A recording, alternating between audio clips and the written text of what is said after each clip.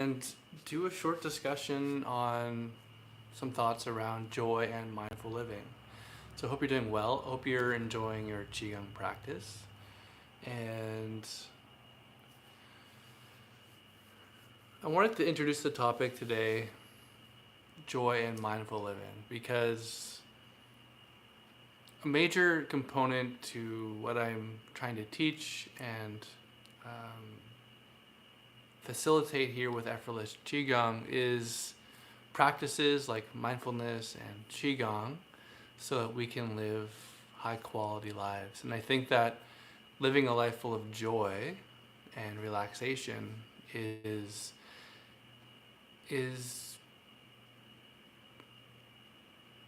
incredibly valuable to us for living a life that we like, right? That feels good for us. So basically, on this channel, I want to start talking more about these topics, more about some basic Qigong theory for people who are kind of getting new into Qigong, but also sort of some of the tangential, bigger picture stuff around mindful living in general.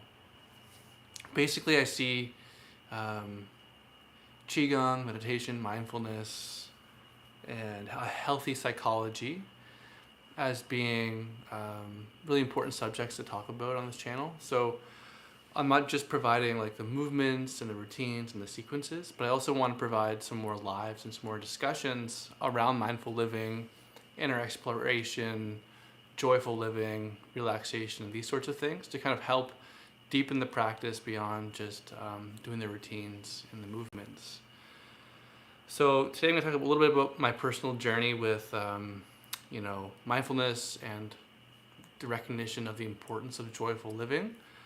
I'm going to talk about some books that I've discovered that I think are really useful, some upcoming videos I'm working on, some tips, and then we'll do like a Q&A if anyone's here, kind of near the end of this chat here.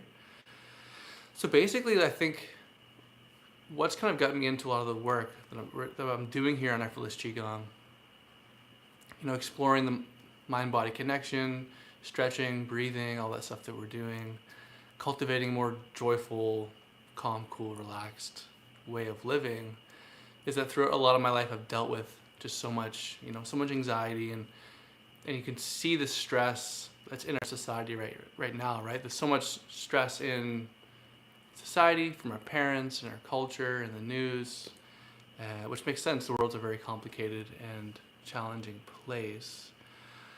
But as a young person, if you kind of grow up without the right skill set, without the right tools and framing of how to deal with the complexities of life, you can get kind of easily overwhelmed by it, and you can live a very miserable life.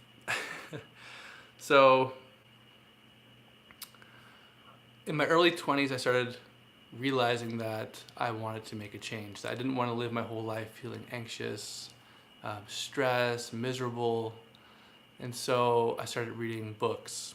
I'm not quite sure the moment I realized this, but I remember I started reading some books on literature. I started realizing I really like reading. And then I remember one time my grandmother gave me like $200 for my birthday.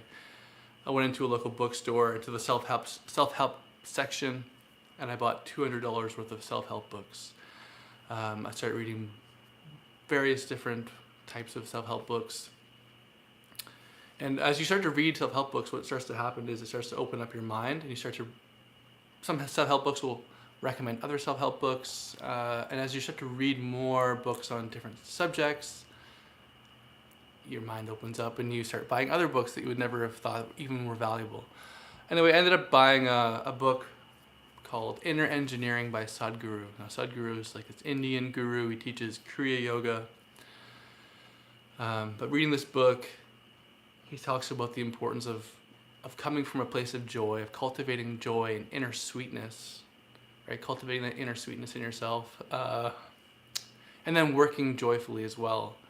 And that a lot of our best work actually can come from working joyfully, as to opposed of coming from a place of like stress and frustration and resistance.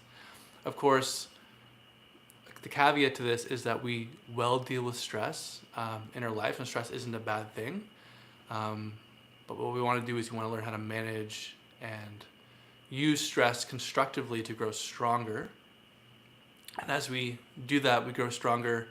We're able to work more joyfully. Because like once we have the right tool, I think as we gather the right toolkits and mindsets, we can live more joyfully. So basically, I basically learned that things like breathing and mindfulness and energy work and proper nutrition, when done on a regular basis, can be used to cultivate and change ourselves, so we can kind of come from a place of more joyfulness. And from that place, we can infuse our work, what we're doing, with more joy, and actually increase our productivity, increase our accuracy, and enjoy our lives more. Because why would we want to frame everything we're doing from this place of stress and resistance and the human pettiness that's so easily adopted in any office in the Northern Hemisphere, basically. And so even from there, from this idea of doing the qigong or yoga or breath work, mindfulness, yoga, any of these sort of inner somatic practices to cultivate the joy, I also started realizing that through reading other books like Adversity Quotient, Learned Optimism, and A Guide to Rational Living, we start to realize that the way that we think, the thoughts that we think, and our cognitive habits are kind of arbitrary and are oftentimes just adopted by our parents, our culture, the people who've been around us, our childhood vows that we make, and these assumptions that we make about reality and how our minds work can actually lock us in to being perpetually frustrated or stressed or miserable or hating ourselves. And so I realized that we have to kind of work bottom up, which is like doing our exercise and our nutrition and our qigong on a regular basis, and then top down by doing things like reading books, certain affirmations, questioning your thoughts, developing that mindfulness skill so you can start to see how your mind works, observing your mind over time, and then starting to notice just how sneaky your mind is to make you miserable, when really you can cultivate, even in stressful situations and when you don't have everything you want in life, you can still cultivate a relative amount of joy despite maybe not having the full blast of joy when you have everything you want. A really good book on this that's super easy to read because, like I said before in other lives, I will be releasing maybe some videos and more posts in the community chat, sharing a lot of the books that I've read that I think are really useful. But one of the really good books that I thought was super short and sweet and easy to read, almost too simple, but I think as a good first book to kind of get into this concept of developing that mindfulness skill and setting that intention on developing our joyfulness, right, in our lives, is this book called Love is Letting Go of Fear by Gerald Jampolsky. It's a very simple book, Love is Letting Go of Fear, and it really talks about a lot of these core concepts of mindful living and living in love, and cultivating that inner joy. So a big part of it really comes down to just how are you seeing reality? Are you willing to let go of the past? Are you willing to let go of what you think the future is going to be? And I think another thing he says in that book that I thought was really inspiring was, it's if you'd like to, one of the really powerful framings that we can do in our lives is we can say, okay, what do I really want in life? Why am I going to work? Why am I doing all these things? Why am I developing health in my life? It's because you really want peace of mind. Okay, so if you set your number one goal in life as, I want to have peace of mind in my life. I like that. The next thing down from that he mentions, okay, well, if you want peace of mind in your life, then the number two thing, or the number one step you're going to have to do is to forgive.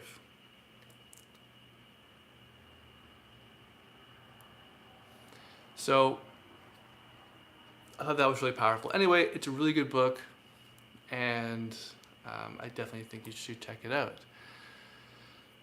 The forgiveness is also a really important component to developing joyfulness. So one of the things you're going to notice with these early lives, by the way, is that I've got a framework here, I've got a structure, but this is a muscle I'm going to have to work on as we go, right? Because these lives are kind of like, I have a topic, I do a bit of compiling of information, and I just kind of go live, and it's very casual.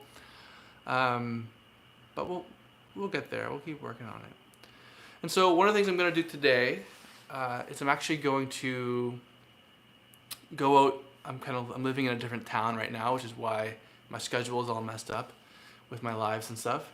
But I'm going to go out into the woods here. There's a really beautiful, I guess, like swimming hole with like a cool hill and like a waterfall or something. I'm going to go film a self-compassion meditation. Now, in these self-compassion meditations, one of the things we do is we cultivate that inner sense of compassion, that self-love, the inner joy. But then we'll also do stuff where we kind of allow ourselves to forgive ourselves, to forgive others.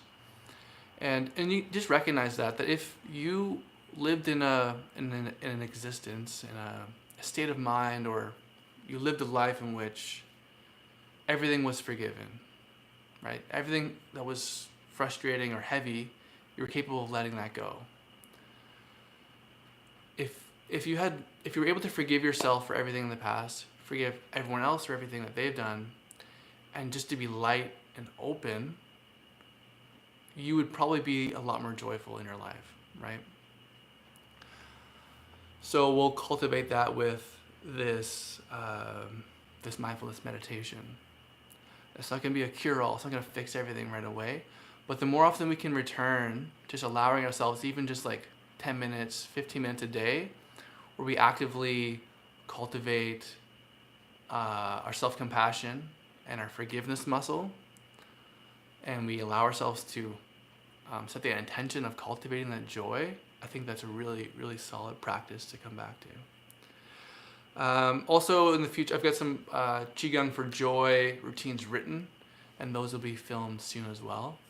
Something that I didn't initially anticipate when I started studying Qigong was that you could actually use Qigong to cultivate joy.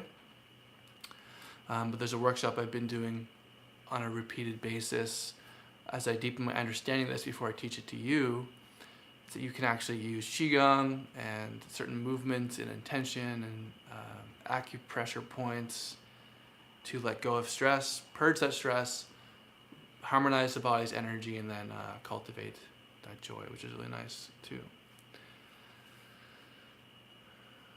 Cool. So we talked about quite a few things here already, but what are some practical tips that we can do to cultivate joy in our lives? Now, if you're watching this live, what are some practical tips maybe you have for others that you use or you know of or have worked in the past that we can use to cultivate joy in our lives?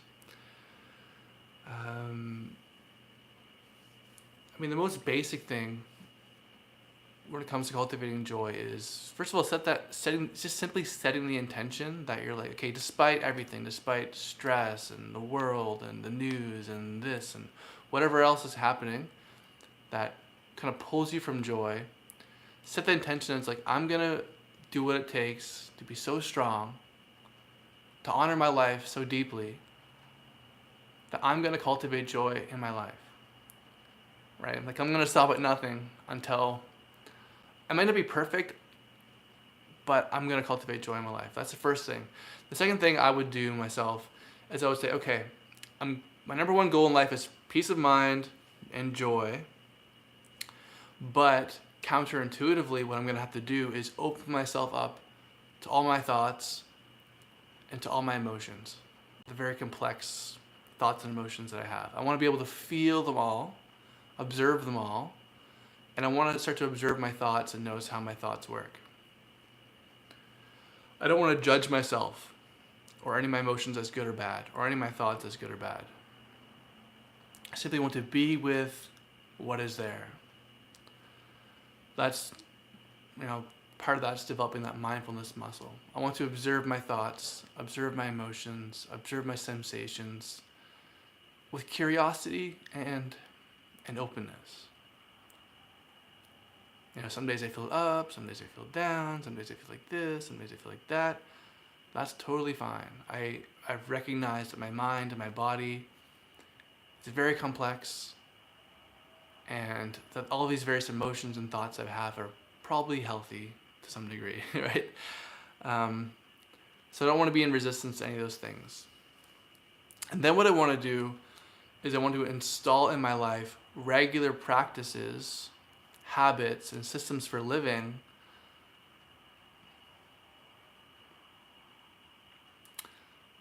that allow me to cultivate that mindfulness muscle and to work on cultivating that inner joy. And so some of these habits are things like, meditation, doing your meditation practice, whether it's a guided meditation or you sit by yourself. If you have meditation practice that works for you, Headspace is a great app to use to get into meditation. People maybe overlook it, but Headspace is great. That's how I got into meditating. So don't overlook that app if you're just new to meditation. Then things, of course, like breath work, doing things like Qigong or yoga. And then starting to journal, like buying a journal, or I use the Remarkable tablet because I write a lot. Starting to write your thoughts down, and maybe buy a book on journaling exercises and start doing that. Really start to be with yourself more often, like get away from the screen, stop distracting yourself with social media so much, stop taking in all this information, and be with yourself more often, even when it's uncomfortable and kind of weird, right? When you start to deepen that relationship with yourself, that's going to allow you to really cultivate a deeper sense of joy that's possible than anyone else that's not doing this, because your deepest joy is really going to come from inside yourself as well, which is a sort of a nuanced point. And then, the books you read really matter too. So I think it's important that we write and we journal and we do these things, and we do affirmations and mind-shaping exercises. But also it's important that we are buying high-quality books. Like, we want to read the highest quality books when it comes to mindfulness and psychology and spirituality and living well. Like, what are the principles of living the best life? Because when we live according to proper principles, we're going to have more success, less stress, more energy, healthy relationships. We're going to feel better every day. And when we don't live in accordance with the principles of well living, we won't. And so finding that balance between your own contemplation and journaling and figuring out who you are and what you want, and reading books that are grounded in solid principles, and you kind of customize life to yourself, I think that's probably the best way to go about that.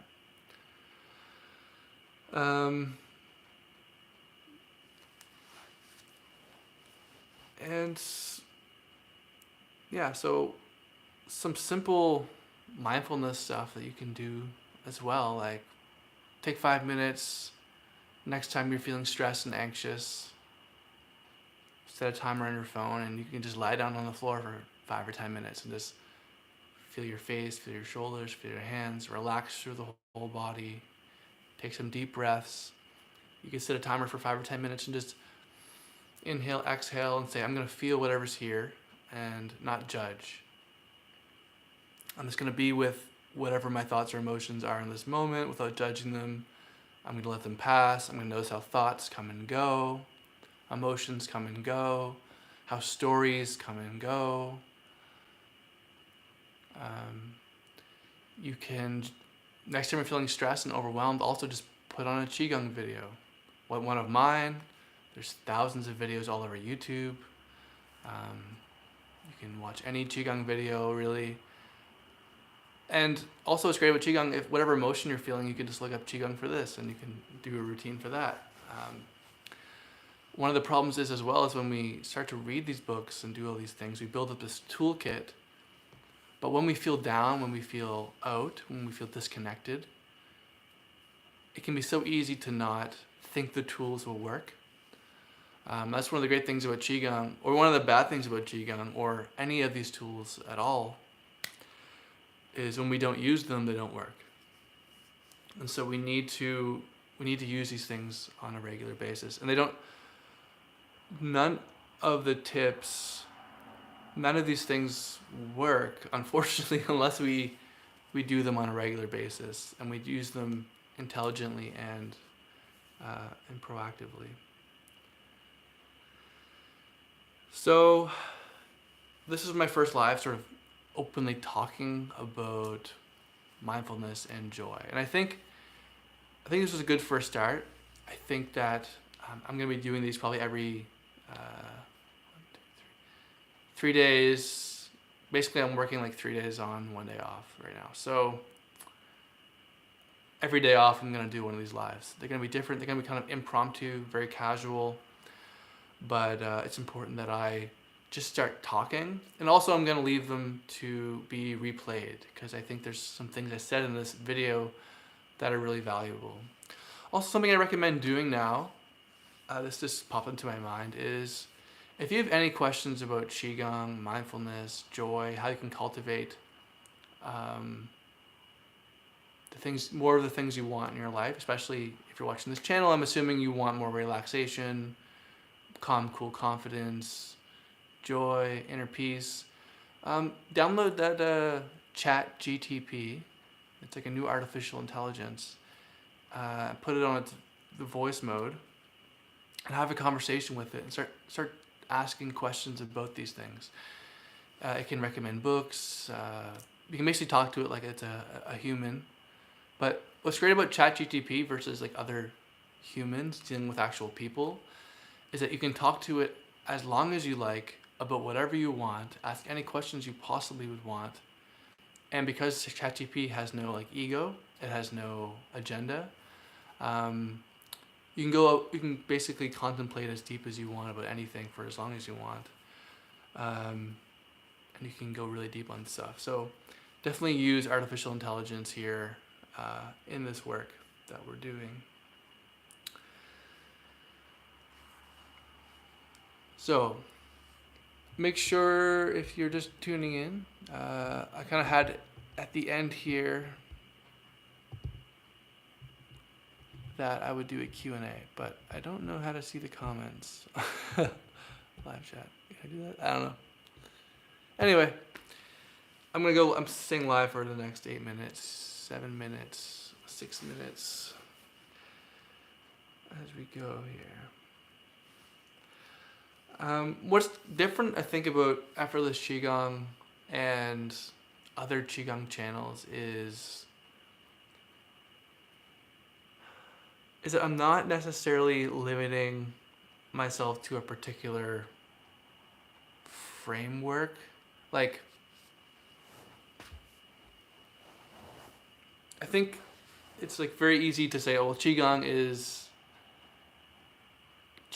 this ancient Chinese practice, and there's one right way to do it, but really that's not the case. I mean, Qigong is an ancient Chinese practice, but when you look at its history, there's different schools of thought. Things are constantly changing and evolving. There's Buddhist Qigong and Taoist Qigong, and then there's like some schools of thought that like broke apart, and then someone unified them again, and because there's so many different styles of Qigong, and what we're basically dealing with in Qigong is the body, the physical body, the energetic body, and the mind.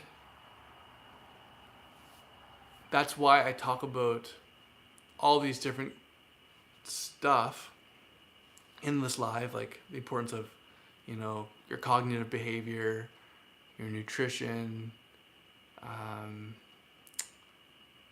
things like forgiveness, letting go, mindfulness, yoga, and all this stuff, because that is all actually chi as well. Like your thoughts and your emotions, and your gong is your ability to be skillful with your life force energy. Your thoughts are, of course, a very important aspect of your life force energy. And your emotions and the flow of chi in your body and your organs and all this stuff affects your mind, and vice versa. So all these different aspects of your body are interplaying in a very complex balance. And so it doesn't make sense to me to limit myself to just like the classic sort of, you get Jing, Qi, Shen, and all the meridians and all those things.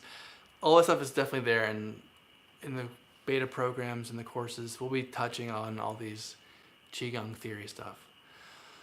But here on the channel, and in general as a community, what I really think is important is that we are lifelong learners, that we are not dogmatic, that we're open to exploring not just Qigong, but how do we live well? Because Qi is our life force energy, and Gong is to work with and be skillful with. So your Gong is your skill, and your quality of life, how you feel, how you think, your ability to move, how you cultivate longevity and health in yourself, shows through every single day of your life. That's your embodiment. That's how you show up. I'm far from perfect, by the way, but I've grown a lot over the years, of course. And so here as a community, that's really what I want to cultivate and for us to talk about.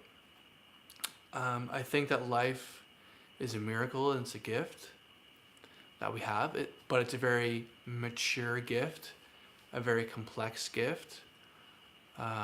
Of course, in life there is a lot of room for suffering and darkness, but also for light and joy. That's like kind of a yin and yang there. I think overall life is good, and that we should be honoring our lives, and that this is a very miraculous existence. The human body is an incredible thing. When you think about all the ways it can move, all the different sports it can do, the different dances it can do, the different jobs it can do, all the different foods it can eat and the flavors it can taste. When you think about how the human mind can listen to thousands of genres of music and understand it all and speak all of these different languages, I mean, it's really an incredible thing. And it's this beauty, this recognition that life is a sacred gift, that is actually also the root and the heart of why we want to live joyfully, and why there's so much potential for joy in life, is that when you begin to recognize just the infinite beauty that is potential to you, that's all around you all the time, joy is a very natural response to that. Like, we can even begin to recognize the subtle beauties in a dandelion leaf or a blade of grass, or the beauty of a tree or a sunset, or all these things. How beautiful a human smile is, or just the sound of someone's voice, like someone there's just a lot there, right? So to wrap things up, I don't know if there's a chat here. I can't see it on my screen. I'm still getting used to YouTube Live. yeah, so to summarize, we talked about a lot. We talked about joyful living. We talked about psychology. We talked about reading the book Love is Letting Go of Fear. We talked about an upcoming self-compassion meditation video that I'm working on. So look out for that. Also Qigong for Joy, that'll be coming out soon. And that's it. I think that's all for this live. Today I'll also be posting a Qigong for Posture video that I've made. And so that should be good. Hi Tim, thanks so much for watching. I can see the chat, I wasn't sure. But if you have any questions, you can ask as well. I talked about a lot here. I'm trying to think of something like really powerful to say at the end here. I feel like if I want to I also want to start to bring in more authenticity. Part of the reason I'm doing these lives is to be more authentic, to bring more of my authentic self into this, and to start to make effortless Qigong sort of what makes it unique.